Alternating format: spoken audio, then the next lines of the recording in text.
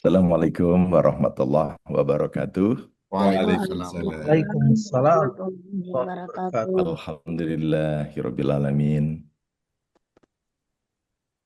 Ya Allah, kami panjatkan puji syukur kehadirat Allah karena masih diberi kesempatan untuk bersilaturahmi dengan Bapak Ibu sekalian.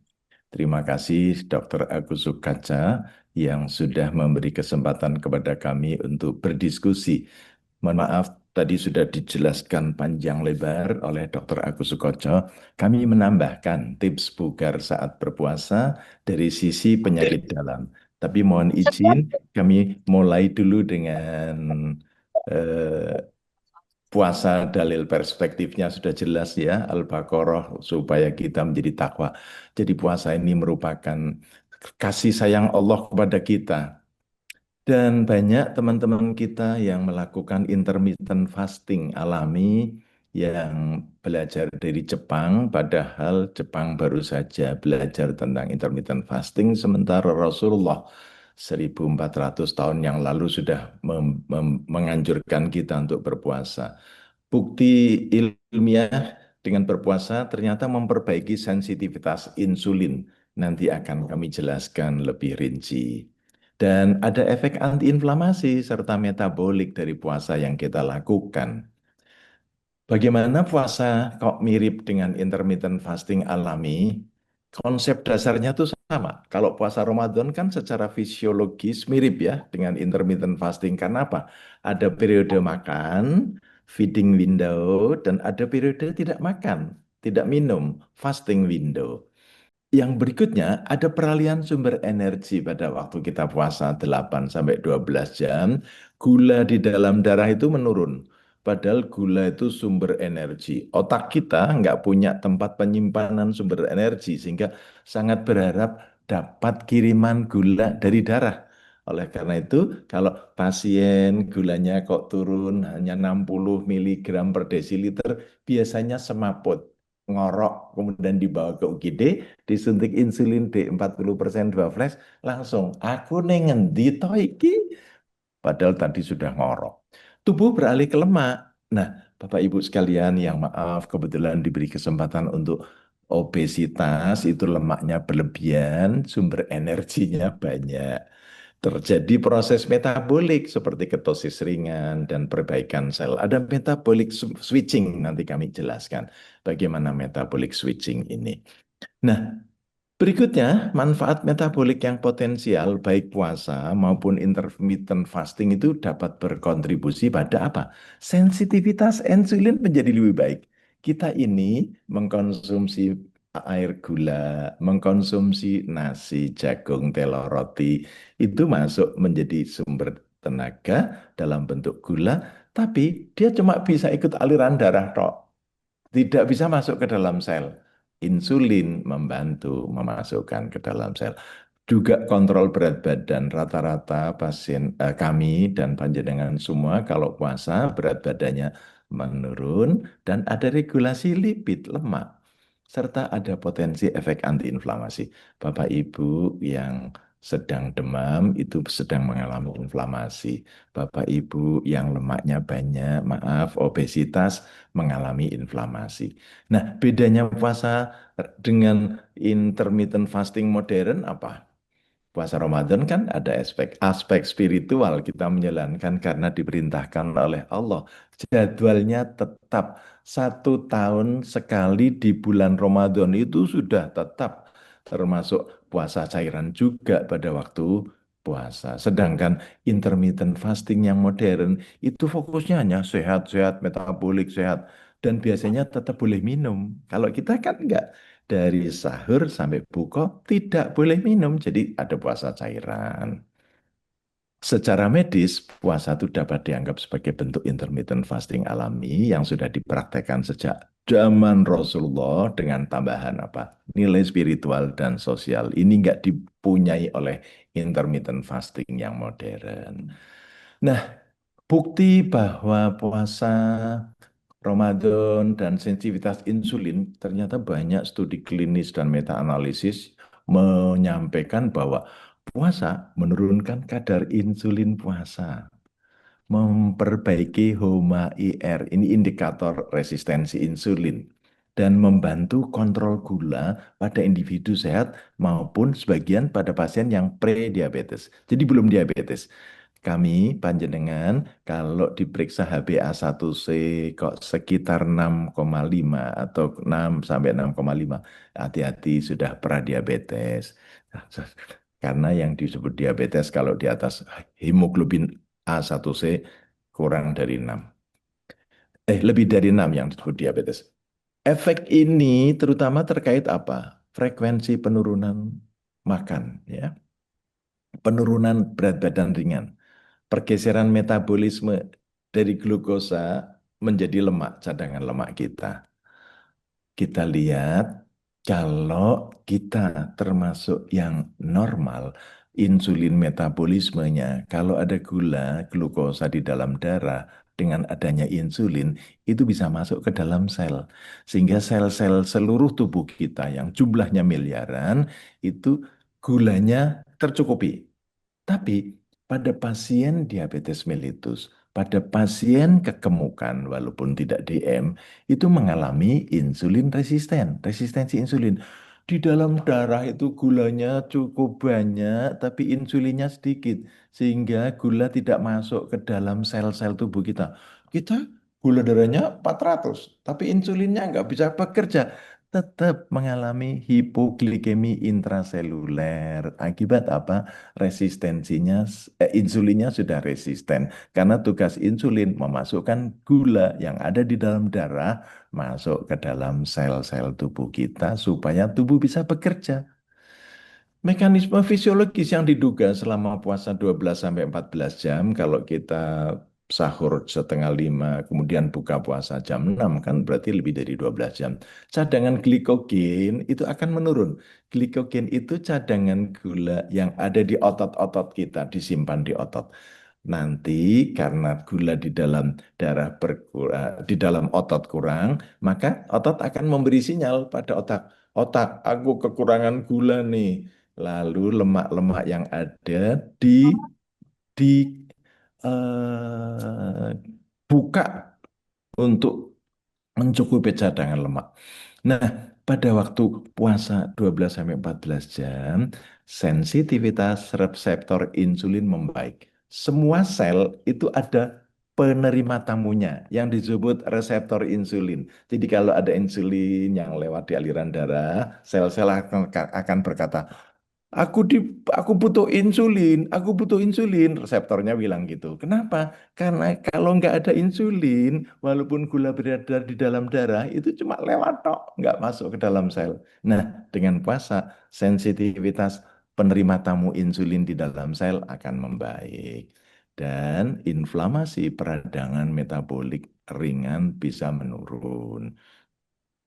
Ini mirip konsep metabolic switching pada intermittent fasting, ya, yang sudah banyak dijelaskan secara ilmiah. Konsep metabolic switching pada intermittent fasting, Bapak Ibu sekalian, itu proses tubuh beralih dari penggunaan glukosa, cadangan tenaga kita itu yang paling sering digunakan glukosa, berubah ke lemak atau ke protein keton sebagai sumber energi saat periode puasa berlangsung cukup lama, lebih dari 12 jam.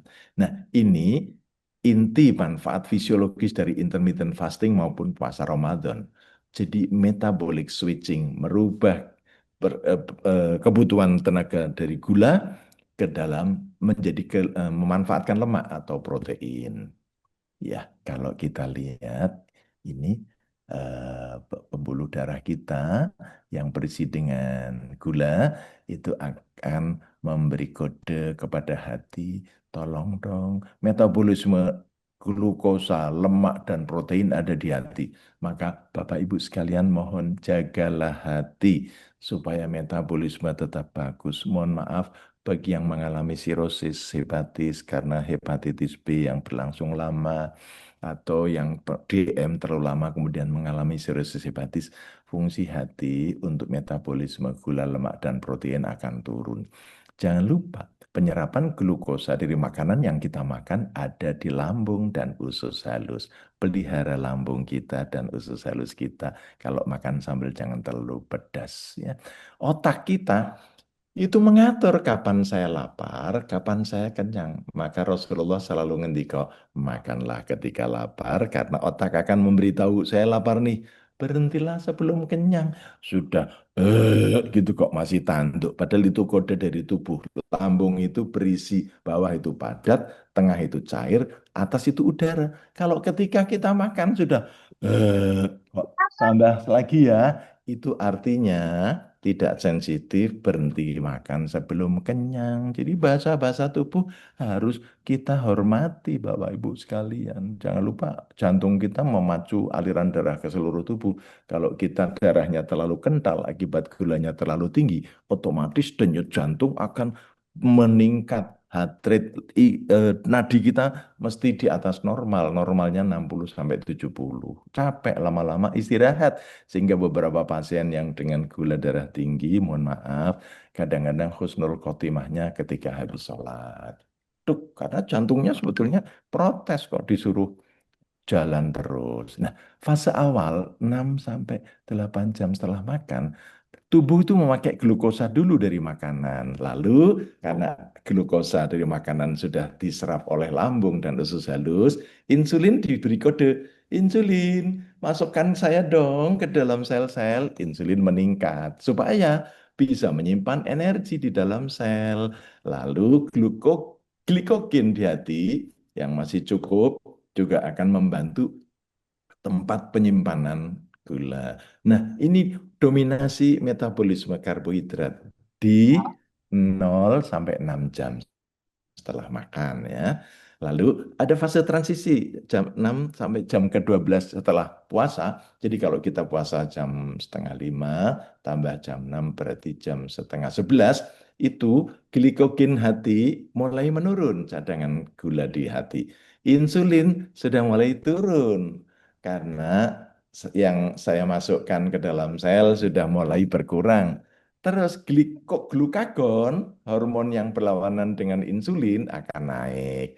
Nanti lipolisis membakar lemak mulai aktif nih karena cadangan tenaga dari gula kan sudah mulai turun. Nah, tubuh bilang ini gula di dalam darah turun nih.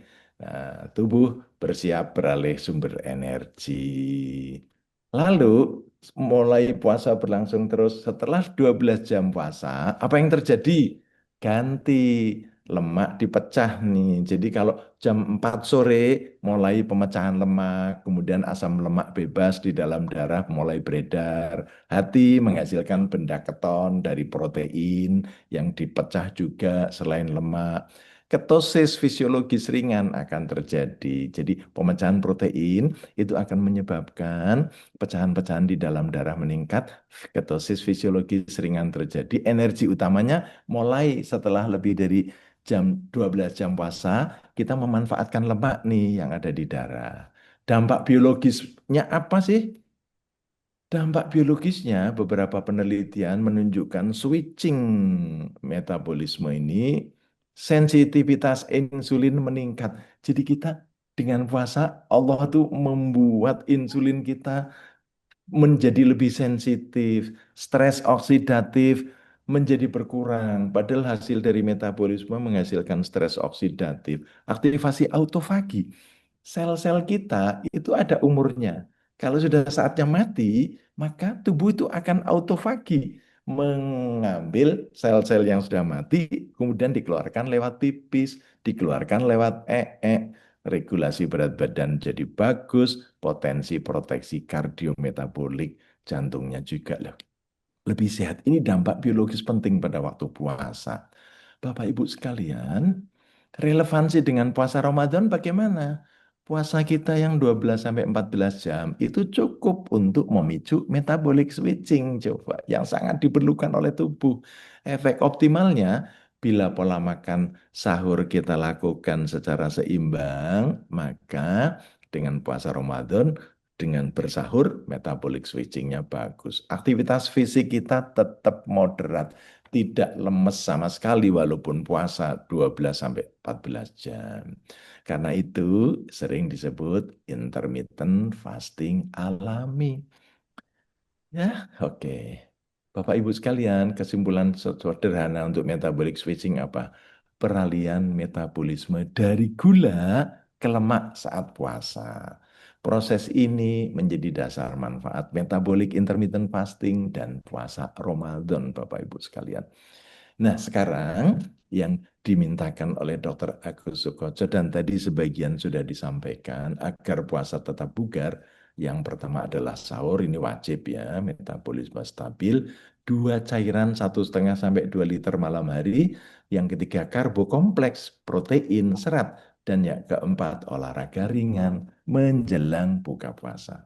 Kita kupas satu persatu Bapak Ibu ya. Mulai dari mengapa puasa Ramadan harus sahur. Ini penting untuk stabilitas metabolisme Bapak Ibu sekalian. Karena dengan sahur itu akan menjaga kadar glukosa darah menjadi stabil. Sahur itu memberi cadangan energi sebelum puasa panjang 12 sampai 14 jam. Ini tentu mencegah hipoglikemi di siang hari, kekurangan gula di dalam darah di siang hari, mengurangi rasa lemas, pusing dan penurunan konsentrasi.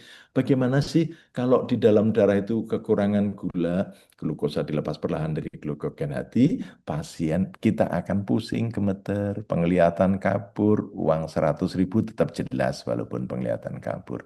Keringat dingin, tidak sadarkan diri loh. Sebagian pasien yang puasa karena nggak sahur malah semaput, bingung, sulit konsentrasi, sakit kepala, dan rasa lapar yang intens sekali terus membingungi apa saja rasanya ingin dimakan. Nah, yang kedua, mengurangi pemecahan protein yang berlebihan. Tanpa sahur Bapak Ibu sekalian, tubuh itu lebih cepat masuk ke fase katabolik ekstrim. Cepat sekali menggunakan protein sebagai cadangan. Risikonya apa? Terjadi pemecahan protein di otot yang meningkat. Protein-protein kita kan disimpan di otot dalam bentuk glikogen. Sahur membantu mempertahankan massa otot. Massa otot itu harus kita jaga Bapak Ibu sekalian. Karena kita bisa berdiri, bisa berjalan, bisa salaman, bisa beraktivitas karena massa otot kita yang cukup. Mengoptimalkan metabolic switching sehat ya. Sahur itu tidak menghambat puasa kan, justru memberi starting full.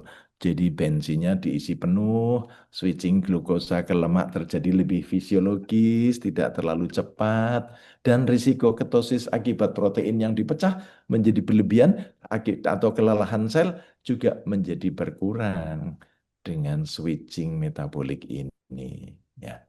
Berikutnya, menjaga hidrasi dan elektrolit. Bapak Ibu, kita minum cukup saat sahur ya. Mengurangi dehidrasi di siang hari. Menjaga fungsi ginjal dan kognitif. Ginjal kita itu senang kalau dialiri cairan setiap hari secara rutin. Di otak juga demikian. Otak itu senang kalau aliran darah kita, airnya tuh cukup, darahnya tuh cukup. Sehingga kita bisa berpikir dengan tenang. Kalau kita mengalami dehidrasi, Bapak Ibu akan demam, ngantuk, pipisnya gelap, pusing hingga pingsan, kram otot, dan jangan lupa sembelit karena usus itu kan bergerak terus seperti jantung, tidak pernah berhenti. Nah, kalau dia kekurangan cairan, dia kekurangan tenaga untuk melakukan gerakan peristaltik yang menghasilkan buang air besar, encer, lembek, dan seterusnya. Airnya bebelen, buang air besar jadi kurang. Ritme hormon menjadi lebih stabil Bapak Ibu pada waktu puasa. Sahur itu ternyata membantu regulasi kortisol. Nanti kita lihat insulin, kita lihat. Dan puasa menjadi lebih nyaman dan aman. Mari kita lihat kortisol. Hormon apa sih? Mengapa saat puasa tetap terjaga? Hormon kortisol. Alhamdulillah loh, kita itu di dalam tubuh kok diparingi kortisol. Ini sebetulnya hormon stres yang diproduksi di kelenjar adrenal yang nempel di atas ginjal kita. Fungsinya itu apa? Mengatur metabolisme energi, glukosa, lemak, protein yang ada di dalam prosesnya di dalam hati, menjaga tensi kita tetap bagus. Tensi itu, Bapak Ibu, ya ada irama sirkadian, pagi, siang, sore, malam, itu berbeda-beda. Pasien-pasien yang dirawat itu sering protes, dokter, kenapa tensi saya kok nggak stabil, pagi segini, siang 130, malam 150. Ya memang begitu. Kalau di rumah kan nggak pernah dicek 3 kali. Seminggu sekali aja kadang, sebulan sekali aja mungkin. Gara-gara mondok dok tensi saya naik turun ya. Memang naik turun, tidak mondok aja naik turun. Mendukung respon stres dan imunitas. Membantu tubuh tetap waspada. Oh, kalau ada curut, ada tikus kita kan langsung mbak geragap kewaspadaan kita bagus. Fokus, oke. Nah, hormon kortisol itu diproduksi oleh kelenjar adrenal atas perintah otak kita dengan ACTH. Dia ikut aliran darah, ya. Jadi stres kortisol ini bermanfaat untuk berbagai kegiatan tubuh kita. Luar biasa loh. Mengapa saat puasa kortisol tetap terjaga? Karena dia untuk menjaga kadar gula darah stabil saat puasa, kortisol membantu gluconeogenesis, pembentukan glukosa baru, bukan dari gula, tapi dari lemak dan protein. Mencegah hipoglikemi, kekurangan gula yang berlebihan, dan adaptasi tubuh terhadap stres ringan puasa. Puasa itu sebetulnya stres fisiologis ringan loh, yang diciptakan oleh Allah untuk tubuh supaya jangan leha-leha, enak terus. Kadang-kadang perlu diberikan stres. Nah, kortisol naik sedikit untuk membantu adaptasi energi. Mendukung metabolic switching yang kami jelaskan di muka. Kortisol tuh membantu mobilisasi lemak saat cadangan glukosa menurun. Jadi kita perlu ada lemak, tapi jangan berlebihan. Ritme sirkadian, pagi, siang, sore, kortisol normalnya itu tinggi di pagi hari. Sama, tekanan darah itu paling tinggi di pagi hari. Sehingga stroke, serangan jantung sering habis sholat subuh kok stroke, habis sholat subuh kok meninggal dunia mendadak. Itu karena tensinya paling tinggi. Kortisol juga paling tinggi di pagi hari, menurun di malam hari. Lah puasa biasanya tidak mengganggu ritme ini bila pola tidur kita baik. Nah, 4-5 jam, 6 jam sehari. Mengapa puasa membuat hormon insulin lebih stabil bekerja? Kita tadi sudah membicarakan kortisol, sekarang insulin. Bapak Ibu sekalian, frekuensi makan kan berkurang toh, hanya sahur dan buko. Insulin otomatis tidak overwork karena begitu kita makan, glukosa masuk, insulin langsung bekerja. Saat puasa tidak ada asupan makanan beberapa jam sehingga kadar insulin turun, istirahat ya. Ini memberi istirahat metabolik sehingga sensitivitas insulin bisa membaik. Kalau dipakai terus nggak sensitif kan, tapi coba ada fase istirahat turun mesin dari insulin. Sensitivitas insulin itu meningkat, puasa membantu sel tubuh lebih responsif terhadap insulin, sehingga glukosa, gula lebih efektif masuk ke dalam sel. Sekali lagi Bapak Ibu sekalian, insulin itu membantu memasukkan gula yang ada di aliran darah masuk ke sel, sehingga gula tidak menumpuk di darah. Kita meriksa gula darah sewaktu, itu gula yang ada di dalam pembuluh darah. Sehingga kalau gula darahnya 400 berarti numpuk di situ. Kenapa? Karena insulinnya tidak bekerja dengan baik, harusnya dimasukkan ke sel, malah jalan-jalan terus. Ya, Bapak Ibu, insulin yang diproduksi oleh pankreas kita letaknya di perut kiri atas. Hati-hati, jaga perut kiri atas kita. Insulin itu membantu lipolisis, membantu produksi gula di hati, dan membantu mengambil gula ke dalam masuk ke dalam otot untuk disimpan sebagai sumber tenaga. Penurunan lemak visceral pada waktu puasa, terutama bila pola makannya sehat, itu dapat mengurangi lemak tubuh loh yang berkaitan dengan resistensi insulin. Bapak-bapak, ibu-ibu yang obesitas, nuwun sewu, lemak tubuhnya terlalu banyak, itu mengganggu insulin menyebabkan resistensi. Stabilitas gula darah lebih baik karena tidak sering lonjakan gula dari makanan. Fluktuasi insulinnya menjadi lebih terkontrol. Sekali lagi, insulin akan dikeluarkan dari pankreas kalau kita makan makan bakmi, bakwan, bakso, bakpao, bakpia, bakmoi, wah, insulinnya langsung tidak terkontrol. Sahur penting karena menjaga stabilitas metabolisme, mencegah kekurangan gula, dan mempertahankan massa otot, serta membuat puasa lebih fisiologis dan sehat. Itu sahur Bapak Ibu sekalian. Sekarang minum. Bugar yang kedua adalah minum. Mengapa puasa Ramadan perlu 1,5 sampai 2 liter air di malam hari? Karena mencegah dehidrasi saat puasa tidak minum 12 sampai 14 jam membuat tubuh tuh kehilangan cairan loh. Melalui apa? Kita bernafas ini keluar cairan loh. Coba Bapak kalau bercermin di kaca. Kan kacanya langsung buram toh. Demikian pula keringat, urin, asupan malam membantu menjaga keseimbangan cairan, menjaga fungsi metabolisme dan organ loh. Cairan cukup mendukung sirkulasi darah, Bapak Ibu sekalian, fungsi ginjal, pencernaan, kestabilan suhu tubuh. Jadi, mempertahankan konsentrasi dan energi. Dehidrasi ringan saja bisa menyebabkan lemas loh, sakit kepala, penurunan fokus saat berpuasa. Dengan puasa, dengan memberi cairan yang cukup, mendukung kesehatan secara umum. Rekomendasi hidrasi harian itu 1,5 sampai 2 liter, Bapak Ibu. Kita kok cuma minum saat buka dan sahur. Ini sejalan dengan panduan WHO. Minum 1,5 sampai 2 liter saat buka dan sahur membantu mencegah dehidrasi, menjaga metabolisme, konsentrasi, kebugaran selama Ramadan. Terus gimana caranya minum kok sampai 8 gelas? 1 gelas bangun tidur, 1 gelas sahur, 1 gelas saat buka puasa, 1 gelas sholat maghrib, 1 gelas setelah makan, 1 gelas setelah sholat isya, 1 gelas setelah taraweh, dan 1 gelas sebelum tidur. Udah Bapak Ibu 8 gelas ya. Oke. Mengapa saat puasa Ramadan karbohidrat kompleks dan protein serat harus kita konsumsi? Energi akan lebih tahan lama kalau kita mengkonsumsi karbohidrat yang kompleks. Apa toh karbohidrat kompleks? Nasi merah, gandum, oat, umbi dicerna lebih lambat, melepas gula lebih stabil, dan ini mencegah lapar, lemas saat puasa. Menjaga massa otot dan rasa kenyang dengan protein. Protein itu membantu mempertahankan otot, memperbaiki jaringan tubuh, serta memberi efek kenyang lebih lama.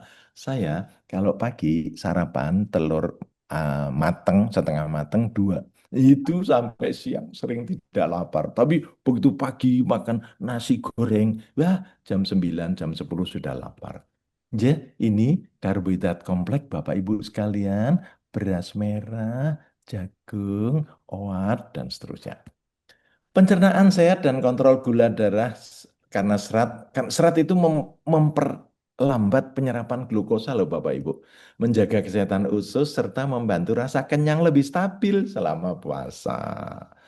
Kesimpulan karbo kompleks itu karbo, protein, serat saat sahur atau buka membantu energi stabil, kenyang lebih lama, menjaga otot, serta mendukung metabolisme sehat selama bulan Ramadan. Bapak Ibu, mengapa? Yang berikutnya adalah, jadi tadi sudah ya, eh, gula, terus minum, sekarang olahraga ringan menjelang buka puasa. Manfaatkan fase metabolic switching menjelang buka, tubuh sudah mulai memakai lemak sebagai energi. Olahraga ringan membantu pembakaran lemak. Apa ya? Risiko hipoglikeminya lebih kecil karena waktu dilakukan tuh menjelang buka puasa. Jadi kalau lemas, nanti segera minum begitu dul adzan maghrib. Ini lebih aman dibandingkan olahraga di siang hari. Menjaga kebugaran metabolisme, aktivitas ringan, jalan santai, stretching, sepeda ringan, menjaga kebugaran, sirkulasi darah, dan mood selama puasa. Membantu kontrol berat badan, olahraga ringan yang konsisten selama Ramadan, itu membantu menjaga komposisi tubuh dan kesehatan metabolik. Bapak Ibu sekalian, aktivitas yang direkomendasikan menjelang buka puasa, senam, bersepeda, jogging, berbelanja, aduh, malah belonjo, membersihkan rumah, dan yoga. Puasa pada lansia, sekarang kita kondisi khusus ya, sedikit sebelum mengakhiri Bapak Ibu, risiko dehidrasi lebih tinggi, kita yang rawuh di sini lansia di atas 60, protein penting cegah sarkopeni, massa otot yang mengecil, pantau tekanan darah dan obat, bukan usia yang tua, tapi cairannya yang kurang. Diabetes mellitus, resiko hipoglikemi siang hari terjadi, maka pada waktu sahur karbo kompleks akan menyebabkan indeks glikemi rendah, monitoring gula darah dianjurkan, dan edukasi obat sangat penting Bapak Ibu sekalian. Kalau yang klinis DM, tipe 2 terkontrol, usahakan Bapak Ibu hemoglobin A1C-nya sekitar 6 sampai 7 ya, 6,8%. Obat disesuaikan saat Ramadan, puasa lancar tanpa hipoglikemi, dan kuncinya kita edukasi disiplin pasien untuk makan, sahur, dan buka, serta minum obat. Kalau yang hipertensi jantung dan ginjal, batasi natrium kurang dari 2 gram. Natrium 2 gram itu asin, jadi kurang dari 2 gram. Ada uyahnya, tapi jangan kasinan. Dehidrasi dapat memicu komplikasi. Tidak semua pasien dengan penyakit ginjal kronik aman puasa. Tolong konsul dengan dokter, G. Konsultasi medis sebelum Ramadan. Pasien HIV, TB, kemoterapi, kepatuhan terapi prioritas, obat-obat HIV, obat TB harus diminum sesuai jadwal. Status nutrisi menentukan keamanan puasa. Dan obatnya jangan ikut puasa ya, karena kadang ada yang terus tidak minum. Obesitas dan dispepsia bagi kita yang kegemukan, puasa membantu mengurangi kalori. Hindari gorengan ya Bapak Ibu. Boleh tapi satu aja ya. Hindari pedas, kopi yang berlebih. Tadi Bapak-Bapak mulai banyak yang ngopi, yang sehat itu satu sloki loh, bukan satu cangkir besar. Porsi kecil bertahap saat buka puasa. Nah ini ya Allah, saya paling seneng gorengan ini ya Allah. Boleh satu ya Bu, satu lagi dan satu lagi. Lalu eh, keluarga sih, adaptasi pola makan perlu tidur cukup sering jadi tantangan, aktivitas fisik tetap penting dan puasa bukan alasan untuk tiduran terus ya, karena tidurnya orang puasa adalah ibadah. Manfaat jasmani, perbaikan profil lipid, sensitivitas insulin tadi meningkat, inflamasi sistemik menurun, dan kontrol berat badan. Manfaat rohani, self-control, mindfulness kita lebih bagus, empati sosial, ada zakat fitrah, kebersamaan keluarga, buka bersama, tapi jangan selalu di luar karena berboros, kesehatan mental lebih baik. Dan Bapak Ibu, puasa adalah ibadah sekaligus menyehatkan tubuh kita. Persiapan medis penting ya. Sehat, berkah, dan bahagia. Kalau buka, jangan balas dendam Bapak Ibu. Terakhir, agar puasa tetap bugar, tolong tetap sahur. Wajib metabolisme stabil. Cairan 1,5 sampai 2 liter malam harinya. Minumnya satu gelas tadi sudah sampaikan. Karbo kompleks, protein dan serat harus seimbang. Jangan lupa olahraga ringan menjelang puasa. Semoga bermanfaat. Kalau sempat membuka IG kami, syukur di follow Dr. Muklis Aus atau TikTok ya, Dr. Muklis SPPD supaya nambah follower saya. Kurang lebihnya mohon maaf dan Assalamualaikum warahmatullahi wabarakatuh.